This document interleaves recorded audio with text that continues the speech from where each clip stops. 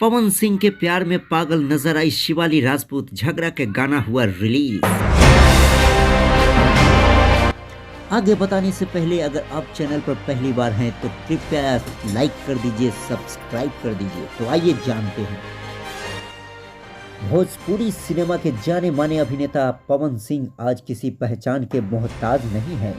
पवन भैया को चाहने वाले, उनके फैंस उनके गाने को हमेशा सुनते हैं, साथ ही उनके गानों को सोशल मीडिया पर ट्रेंड करवाते भी नजर आते हैं। जी हां, पवन सिंह का लेटेस्ट गाना झगड़ा के घर आजकल धूम मचा रहा है। पवन सिंह के साथ इस गाने में पुनीता प्रिया ने अपनी सुरीली आवाज से जादू कर दिया है। तो वहीं इस वीडियो में पवन सिंह शिवाली राजपूत के साथ दमदार केमिस्ट्री दिखाते नजर आ रहे हैं। दोनों की जोड़ी देख उनके चाहने वालों में धूम मची है। पवन सिंह का यह गाना रिलीज होते ही धूम मचा रहा है। पवन सिंह के इस गाने को प्रिंस प्रियदर्शी ने लिखा है, तो वहीं म्यूजिक प्रियांशु सिंह ने दिया है।